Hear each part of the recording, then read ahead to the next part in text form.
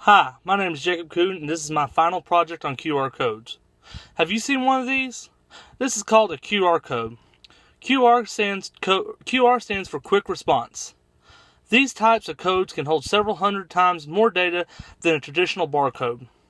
Traditional barcodes can only be read with certain types of a scanner, but a QR code can be read with any device equipped with a digital camera and application software. QR codes are two-dimensional codes because they are read both vertically and horizontally, whereas traditional barcodes are only read horizontally. QR codes started as a way for Japanese car manufacturers to keep control of part inventory. Since coming to the US, they have become popular advertising ploys to link more information about a product.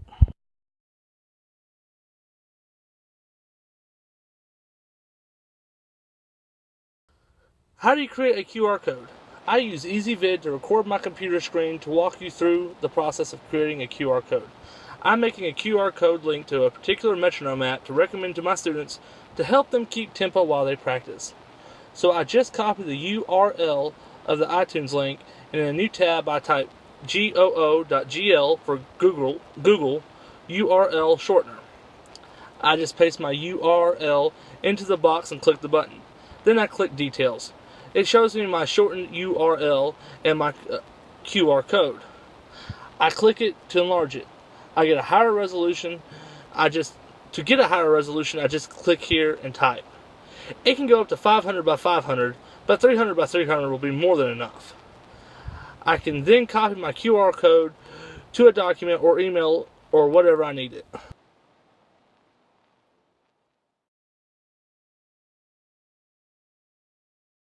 You can also create QR codes that read the text embedded aloud for students who need verbal reminders, are learning to read, or are learning English. For classroom use, it could also be very beneficial to create QR code and beam it to every device in your classroom using a QR beamer. How do you read QR codes? Phones and tablets capable of downloading apps can use scanning apps. My favorite available through iTunes and Google Play is QR Code Reader by Scan. It's free and very simple to use. Using EasyVid, I can show you how to read QR code with a computer equipped with a webcam. I just open my browser and go to webqr.com. I already have a QR code pulled up on my iPhone, and I just hold it in front of the computer's webcam. I click Allow to let the site use my computer's camera and adjust my QR code in front of it until it scans. The link just shows up right at the bottom. Click, and it takes me to ASBOA's list of all region tryout music that my students will need to audition with this fall. It lists the books, the pages, the exercise numbers for each piece for wind and percussion instruments. I can post this in my classroom to allow my students to access the list to find their music on their own.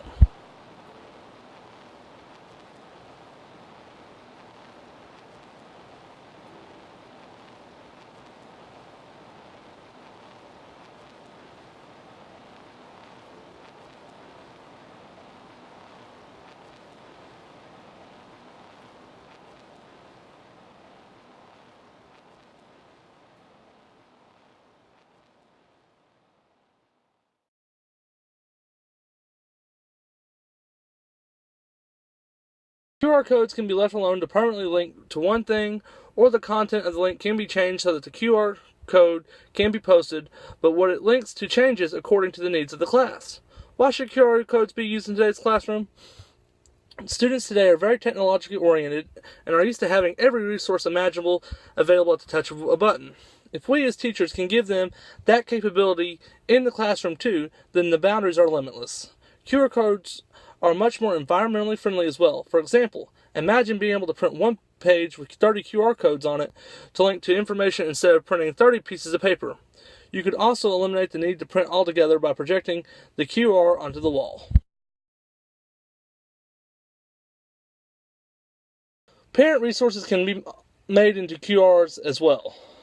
If I'm traveling with a student to a football game or a contest and parents want to come watch, I can post a QR code with a link to a Google Map so they can get directions from where they are and not have to leave with the bus and follow it.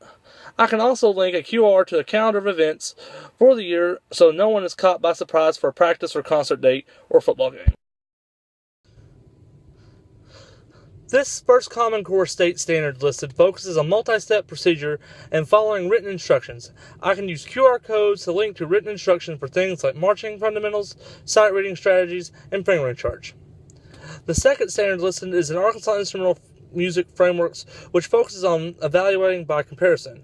I can use QR codes to link to a professional recording that we're trying to play to allow students to compare themselves to the recording. This final framework focuses on demonstrating esprit de corps, or morale and teamwork. I can link a QR code to videos of teamwork tips and to a Google Docs form to help create our rules of teamwork. The first link at the bottom links to Common Core standards for technical subjects. The second link connects to Arkansas Instrumental Music Frameworks.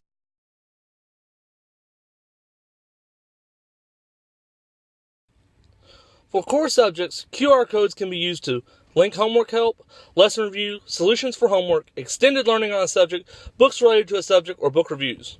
QR codes can make a great teacher resources too.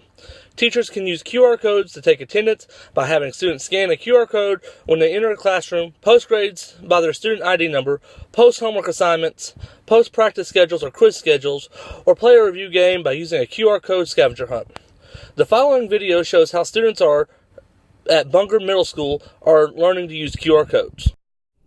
The Waterloo Community School District provides limitless opportunities for our students. Today, students in the Expanded Learning Program at Bunger Middle School are adding QR, or quick reference codes, that link books to student summaries of nonfiction titles in Bunger's Media Center. For this project, students will show an understanding of content and summarizing strategies, use processing skills such as inferring, synthesizing, and forming conclusions, demonstrate effective oral and written communication, use critical thinking and problem solving to analyze information, and develop research and technology skills to promote global thinking. To begin this project, students will read nonfiction books and write summaries. They will read and critique each other's work and make revisions as necessary. The students will then upload their summaries using SkyDrive, which is an online media storage service provided for each student in our school district. Students will also explore other ways their works can be shared, such as URLs. Then, the educational applications of each link will be discussed. Next, students will use a free QR code creator and add their name, book title, author, and corresponding QR code to a Google document. Google Documents are live and enable students to work together electronically. This teaches a great lesson in online etiquette and helps students practice brainstorming new digital citizenship strategies.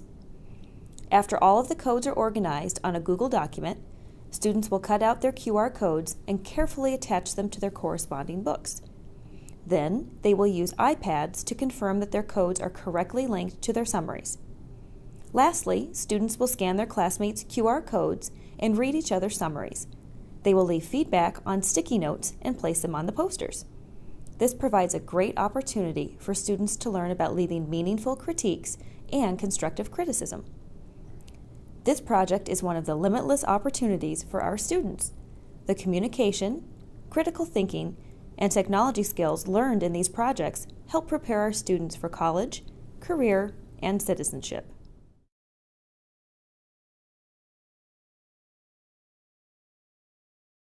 Thanks for watching my final project on QR codes.